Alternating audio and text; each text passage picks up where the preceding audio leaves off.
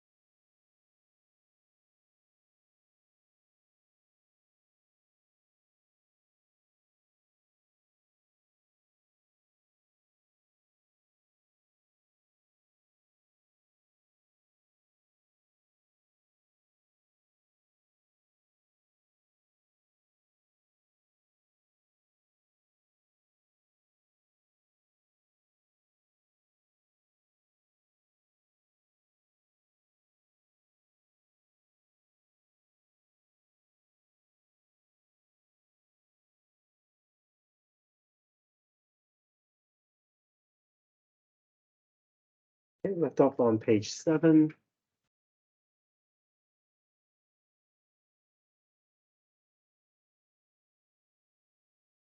P is the size of a population, which of the following differential equation describes a linear growth. So linear growth means that after we take, that means at the function level, it'll be 200t. So we see this is already only a constant. So once you take the antiderivative of this, it'll rise up to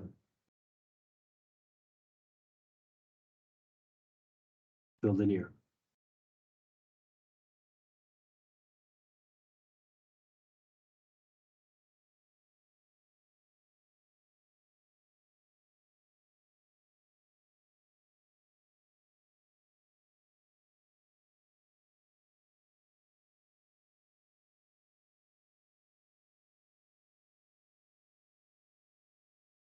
Know what that, Maddie? I think what the original equation was. Well, you can find it if I separate the variables.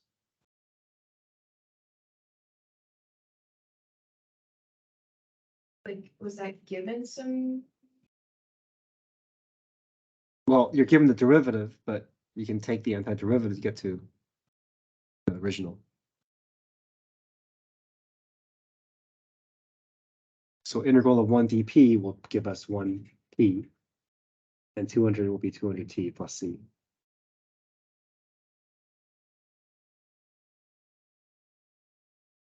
I understand the math, but I'm confused. Like, I mean, this is like it's stupid. Like, do you see that in the? It says that p of t is going to be a linear function. So the only way for my original function to be a linear is if my derivative is a constant. So think of dp dt as saying p prime. Okay, so that means it's just okay. Yeah, another way of saying dp dt is p prime. P prime is 200. So then the integral of 200 will become 200t, which is a linear.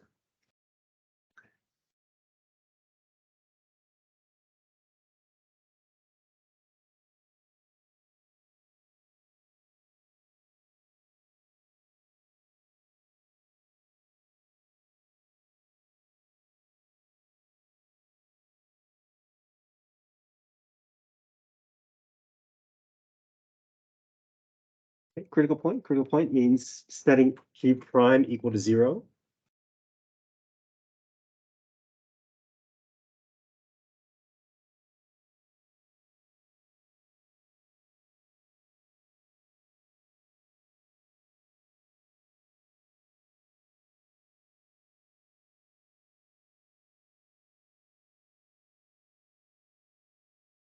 Product rule.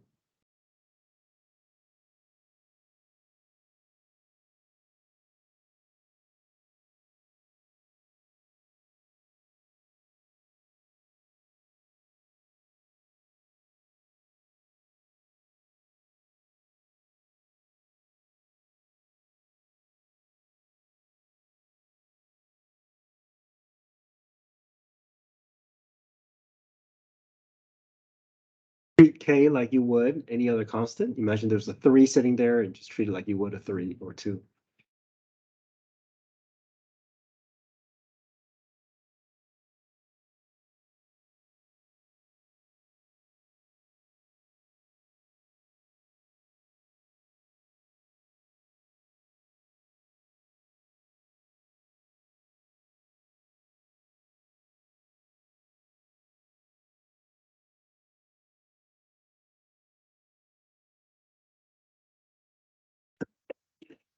You see it?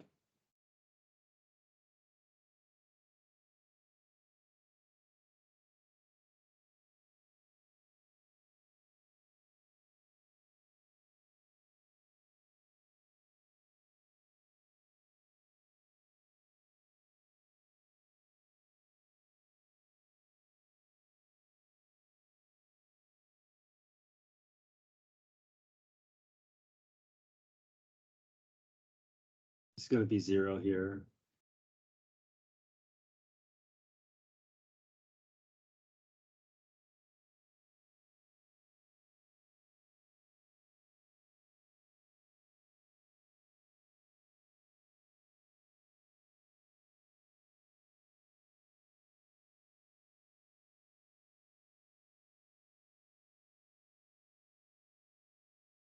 You said there's almost always a critical point at 0? Okay. Would you say that there's almost always a critical point at 0? Well, they're telling us that there's a critical point. So critical point is where my derivative is equal to 0. Right.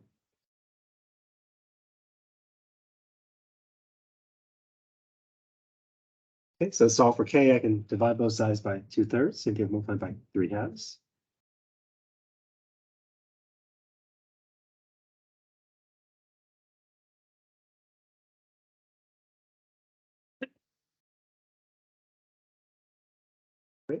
Which equation did you set K in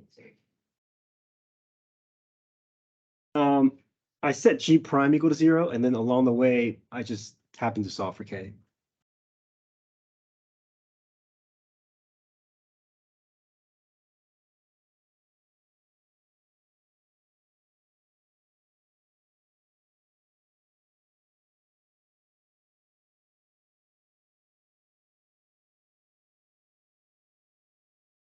That you were handing out cards to paper. What are the colors? Swag different. Thank you.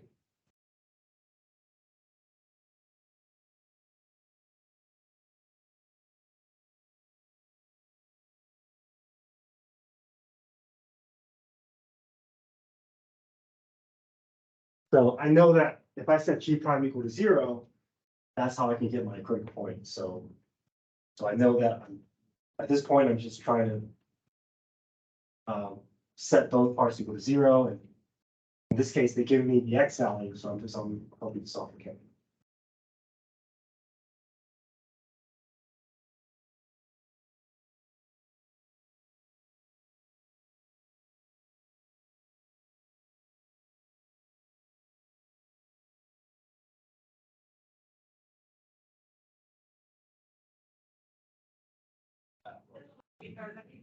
Like, this is my focus first. Okay.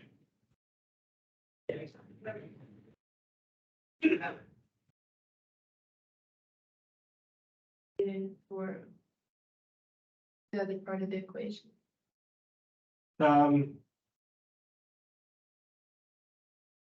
Oh, sorry. Yeah, I could have plugged in 2/3 in for X, but I knew this didn't make sense. 2/3 e to the 2/3 is never going to be equal to 0. Sorry. So there's actually no solution here. It says when X is 2/3.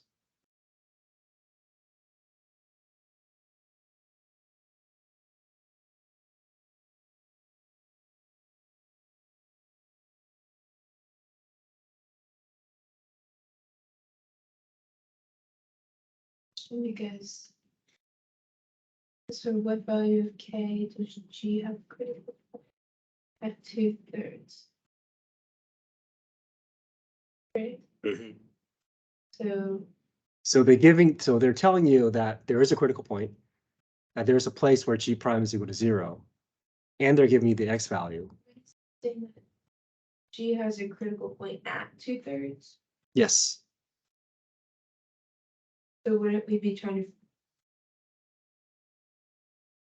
I don't understand why we like found a different, right?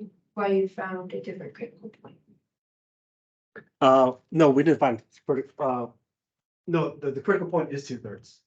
Correct. But it's asking for us to find what is the K value if 2/3 is gonna be X, So what's gonna be the K value that will allow this to happen?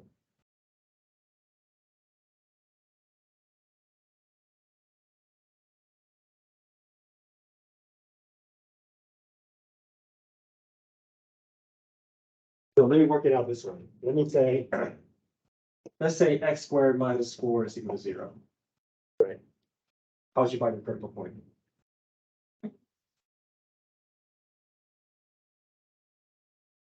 before, Yeah. Oh, how about this? Let me do this. 2x squared equals 4. So 2x squared is equal to 4. X squared equals 2. So x equals plus or minus square root of 2. Okay, so your critical point is x equals root 2. Right? What if I backtrack and didn't tell you what that 2 is? So I said that, oh, kx squared minus 4 is equal to 0. But the critical point is at x equals root 2. What's the k value?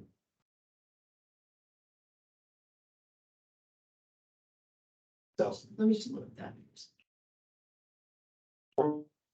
so imagine me giving you the same problem, but I'm just leaving this part out. And I'm asking you to solve that part, but I'm gonna tell you where the critical point is. Okay. So, So here I can work backwards and solve for k. Here I can put k times root 2 squared minus 4 0. K equals 2, and that is. okay, so I think I'm just confused then. Why wouldn't you solve out the whole thing? Because I already have factor form, so if I factor form, I can just set both parts equal to 0, and then that can help me separate the parts that I can. Right, but when you're working backwards, then doesn't that like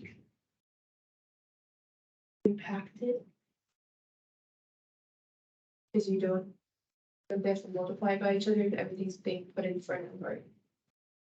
Well, we can double check, right? If I plug -3 in for G prime. And. So, okay, 2/3 in for X, I should be able to get all this cleaned up to be 0. If it's a true critical point, then. All my X's and K's should clean up to be 0, right? so could I plug? So.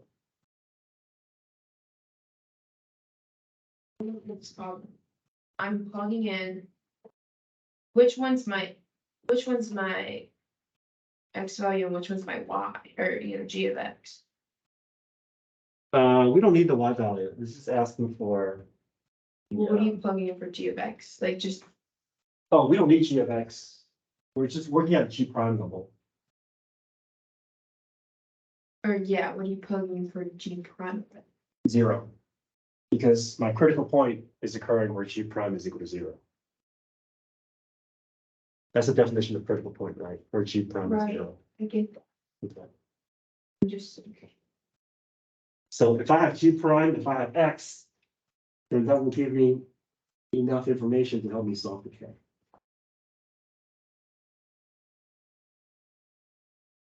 So it's a little weird because you're given.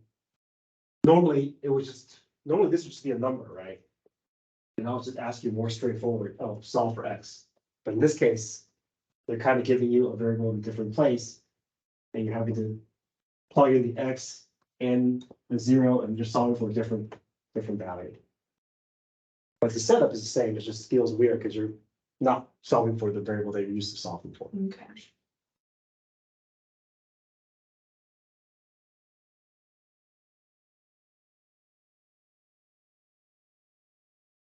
Sup, Marvin?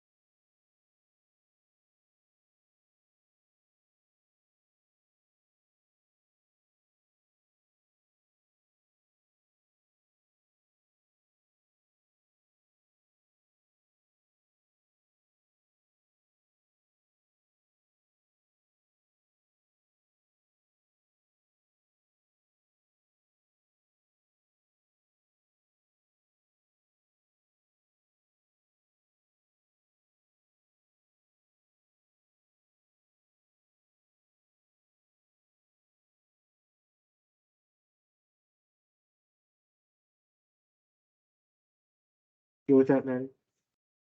Yeah.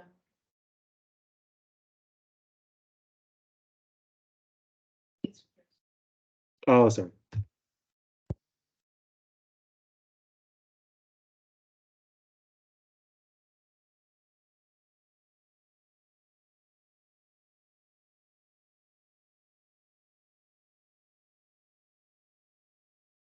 You could have also, I'm honestly confused about this whole thing, but it might be better to cut my losses, so we can just keep going if you want. another way to do this is you can set these equal to each other and realize that a lot of things cancel out.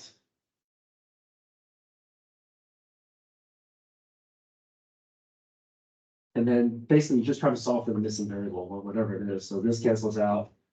One of the x's cancel out. I'm left with 2 equals kx. I know what my x value is. I can just solve for k that way. So it's. Okay, not -1.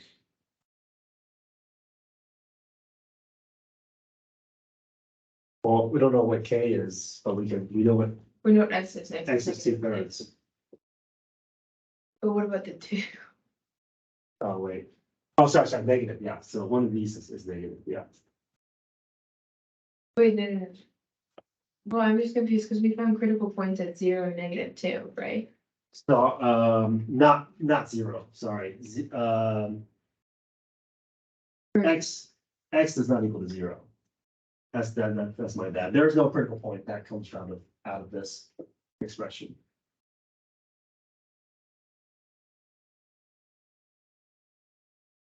I don't understand. Why don't you just like divide it over? Till you get like it, Yeah, you can divide over. until you get 0? Yeah. Yeah. Once it divides over, you see that that's just basically nothing. Right, it's nothing, so isn't that the critical? 0? Because you can plug 0 in. Well, we know that x is not 0, right? X is 2/3. So critical point is the location where the slope is 0. The 0 is not the location, 0 is the slope, Okay, so critical point solution. is where the slope is 0. Not when x is 0. Okay, It says that, it just so happens that whatever this graph looks like, at 2/3 is where the slope is 0. okay, so 2/3 is where the slope is 0, so it's saying that. Find a k value that will cause this function to have a critical point at this point. So, okay, so you're finding the k value. So.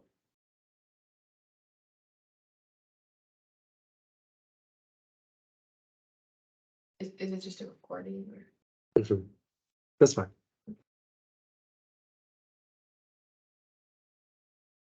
So if I know my slope is 0, and if I know my x is 2/3, then I can just insert that all in and solve for k.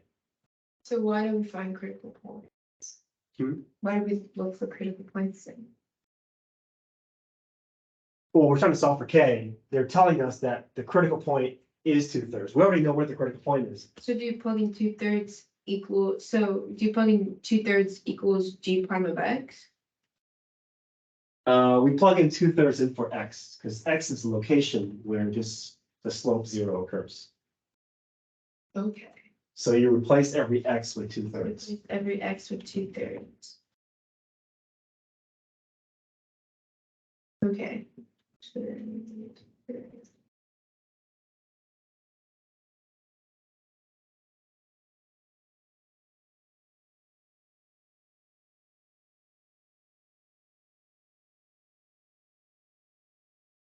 And why do you know not to use the outside part? Because if you do 2/3 e to the 2/3 k, you know that that's never equal to 0. So you know there's no solution from that portion. Because e raised to anything can never be 0. Right? e raised to anything is always a positive number. I'm trying to figure out what total expression would be equal to do. Yeah, we're trying to find the k value that will cause my expression to be equal to 0.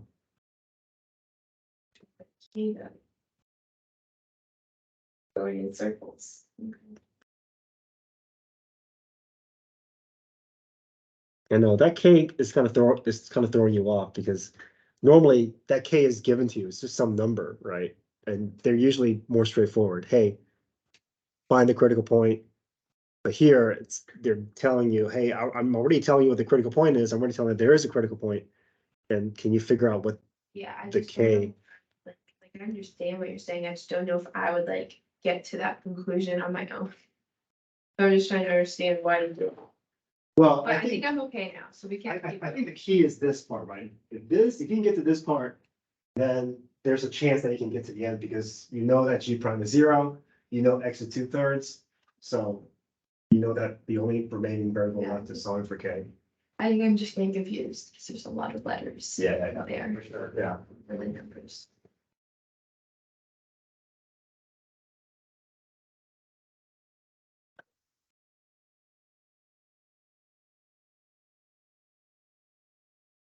Okay, solving differential equation.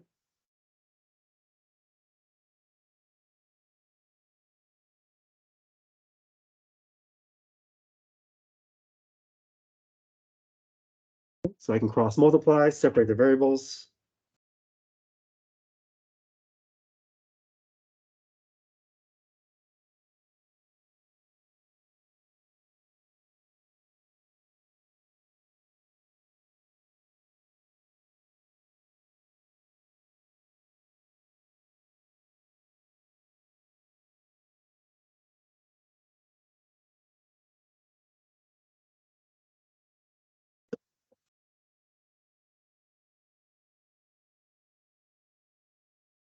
Variables are separated, take the antiderivative. 1 dy becomes y, sine x becomes -2 cosine x.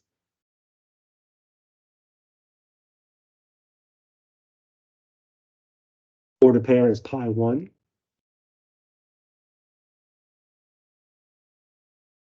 Pi in for x, y in 1 in for y.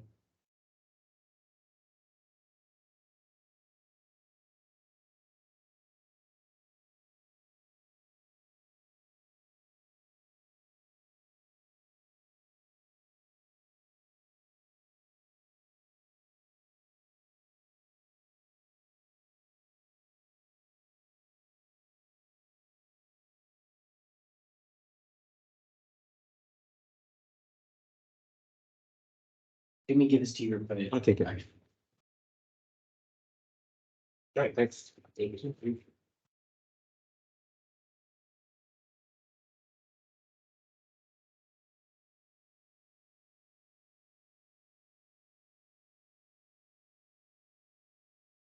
Mr. Yang, Mhm. I completed pages 9 through 12 and 19 through 22, but I didn't finish the rest of the packet. Yeah, just show it to me tomorrow then. Okay, the Okay. rest of the packet. Yeah. All right, cool.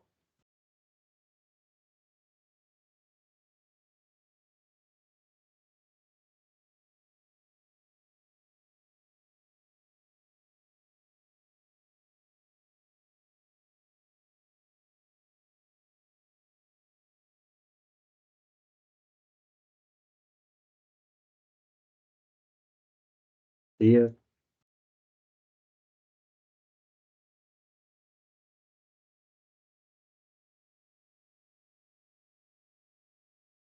Okay, 26.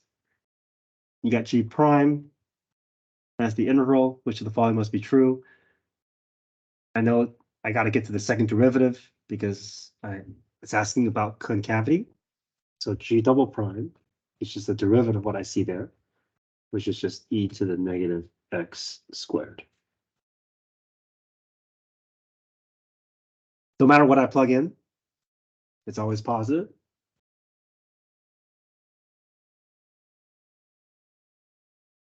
And G prime is also positive. So if I have two positives, I know my graph is, well, if a G double prime is positive, I know that the graph must be concave up.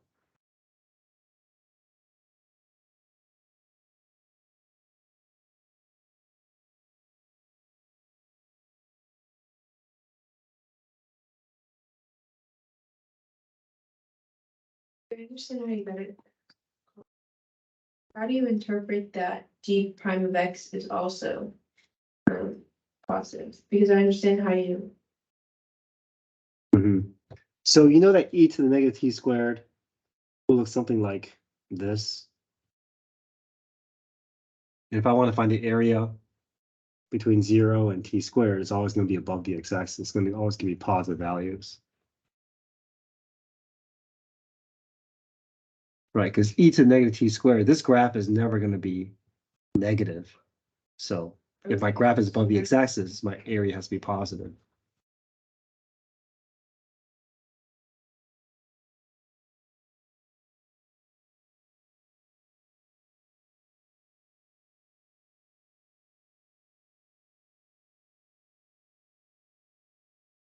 Okay. 27. I got to find the second derivative. So I'm going to solve for dy dx first, and then I'll go through quotient rule again to get from dy dx to d2y dx2.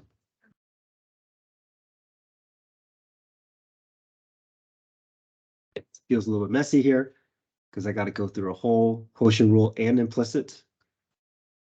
So f prime g, 2 minus dy dx. G is my x plus 2y minus 2x minus y, and then 1 plus 2 dy dx, all over g squared. dy dx is this original beginning. I can plug 3, 0 into dy dx to replace that with 2. so.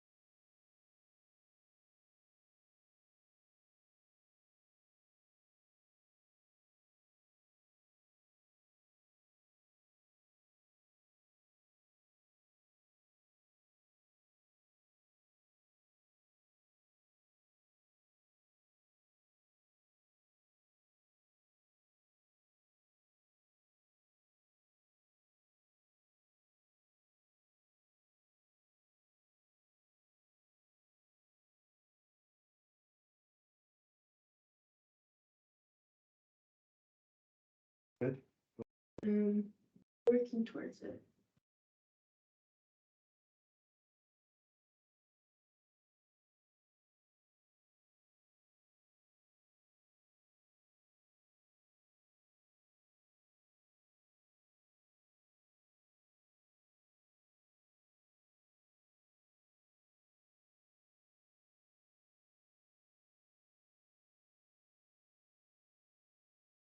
So to get dy dx, you're just to plug into the d2y dx, d2x. You're just solving the first derivative. Basically. Yeah, once I'm here, just trying to plug all these in numbers. Right.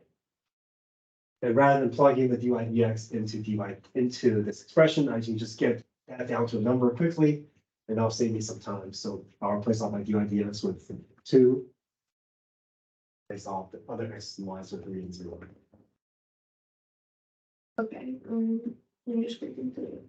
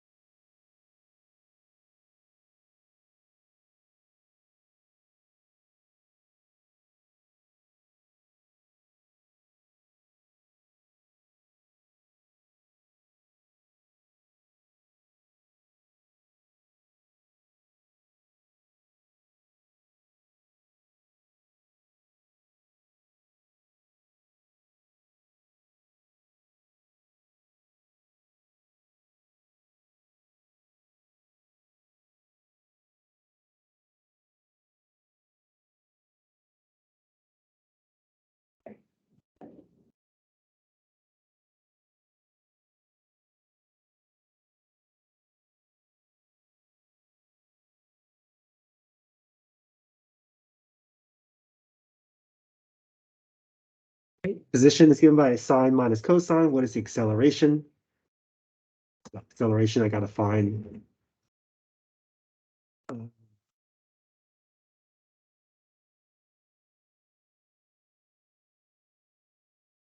Two derivatives down, where the velocity is first equal to 0. So I need both the velocity and my acceleration function. So I set my velocity equal to 0. So v of t equals cosine plus sine t. So the idea here is how do I solve for t quickly and easily? I can divide by one of them and get tangent to show up. Tangent shows up, it's easier for us to identify a trig unit circle value. So the first moment when my velocity is 0 is where cosine plus sine equal to 0 is equal to 0. So I can just solve for t. Tangent of t is equal to -1, whereas tangent first equal to -1 at 3 power 4. So we know that ultimately we're going to save that t value to plug in for acceleration. So a of t, cosine becomes negative sine, sine becomes positive cosine. Replace 3 power 4 in for sine and cosine. We get -2/2 minus 2/2/2, which becomes -2√2/2, which is -2.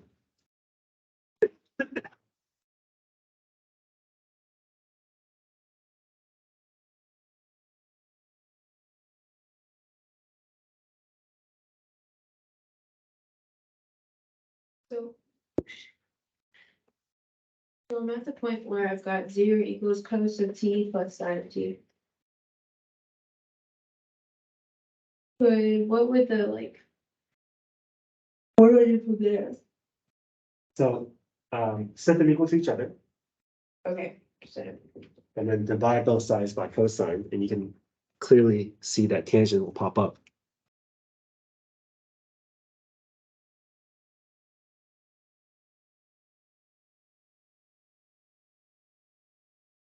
if you.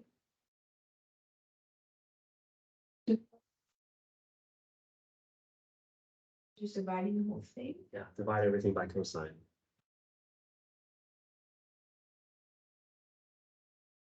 How can you turn it into a 1 then? What's something divided by that same thing? I understand that, I just don't understand what this thing can do. And the whole purpose of we're doing this is because we know that it's tough to solve, it can't really solve in terms of cosine and sine. But what if I can turn it into a different trig function? I could divide sine by cosine and produce a tangent out of it. And then it becomes a little bit more easier to work with. Oh, I know where tangent t is equal to -1. That's a unit circle value. Okay, I understand what you're saying. I just have trouble like I don't think I would have gotten to this answer. Yeah. Like I understand the calculus usually, I just don't understand like how to set it up. So whenever I'm stuck with sine and cosine and I can't solve for either of them, I'm looking to see, okay, maybe there's another trig function that I can involve, and that usually is tangent. If I can find a way to divide both sides by cosine or both sides by sine, I can get either cosine or sine, tangent or cotangent to show up. So that's the trick to working with something that feels like a dead end.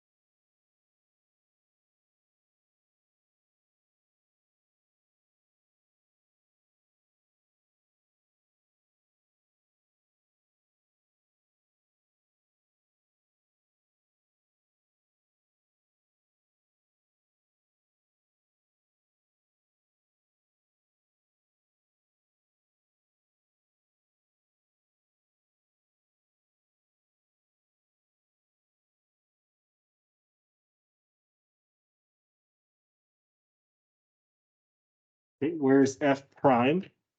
Positive and increasing.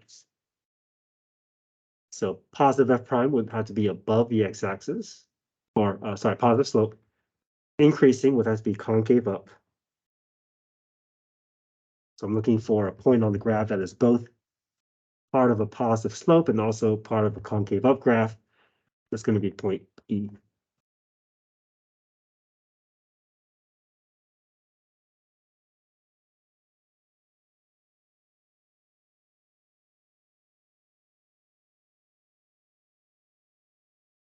So if you couldn't figure that out by looking at it, could you like do side lines and get to the answer too? I guess that wouldn't really make sense, but No, yeah, you just have to look at the graph and kind of tell. Make the connection that f prime increasing means concave up.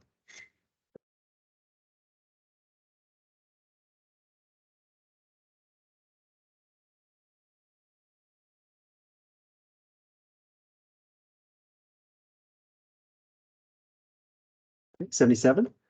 It helps to draw the graph out. It says f is a function that's continuous, so we know there's no breaks. F of 2 equals 10, f of 4 equals 20. Which of the following is guaranteed by IVT? So I know that every value between 10 and 20 has got to be reached at least once. So f of x equals 13 for at least one solution, that's true. F of 3 equals 15 is possible. We know that 15 will be reached, but we can't guarantee that 15 will be reached at x equals 3. F attains a maximum on the interval from 2 to 4. That's open interval there. Not true, it could be at the endpoints. F prime of x equals to 5, that's more of a mean value theorem.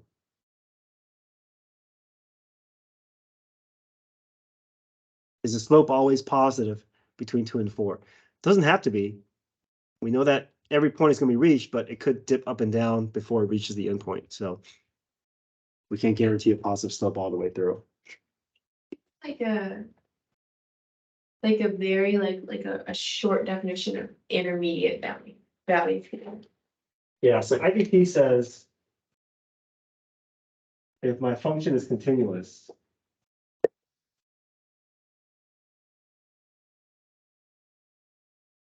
and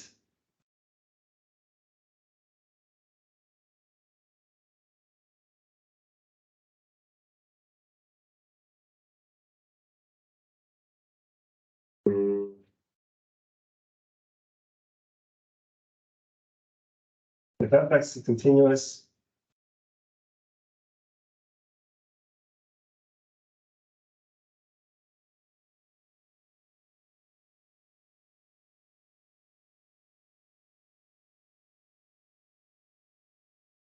hard to do without using a bunch of so if fx is continuous, then and the endpoints are established.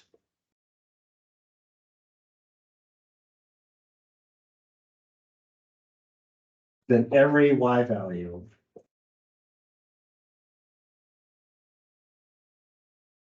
between the endpoints will be reached.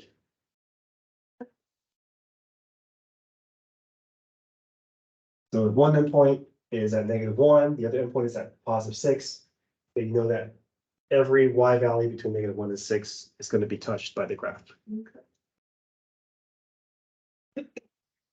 So there's not really any calculus, I was gonna say, Per it's like se. it's very calculusy. but it is an important theorem to help us achieve some answers that we don't need calculus for. So I guess that's why they include it.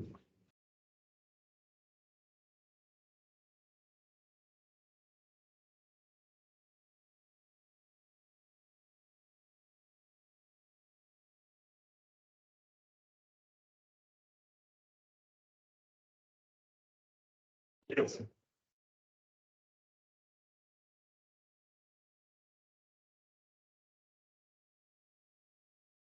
Okay, 78. We know the graph crosses the x-axis on the interval from 0 to 1, so we're going to graph that function, find the x-intercept.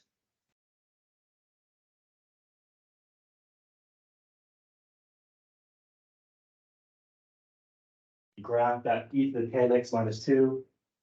That graph will cross the x-axis at 0.606. So I just want to find out what is the slope of that graph at 0.606. Make the calculator do it for me. Math 8. And then do y prime of 0.606. Figure out the slope.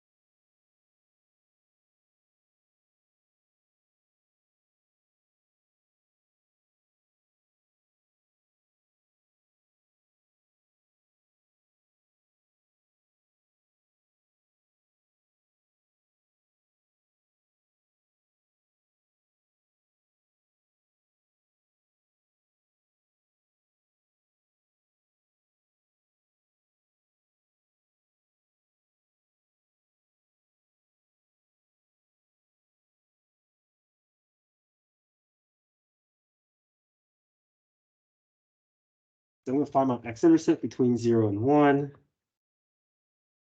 Zoom box if I need it.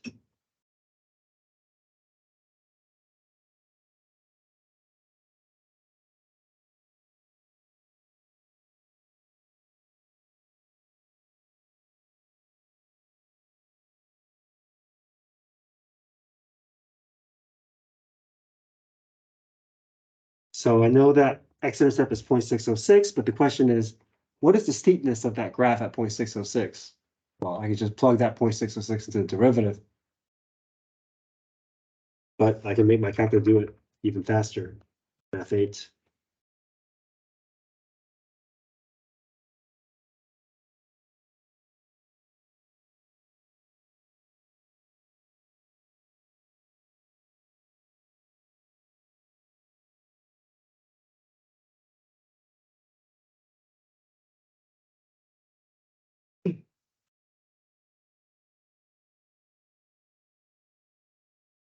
.96.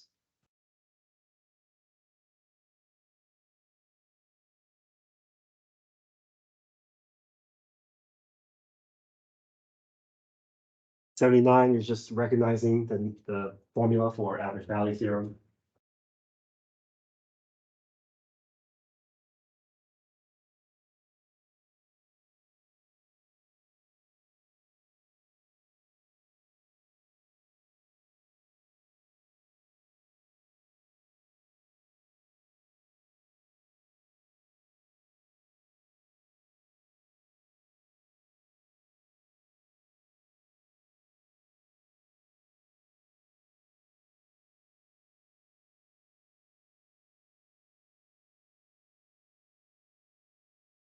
Got your derivative graph.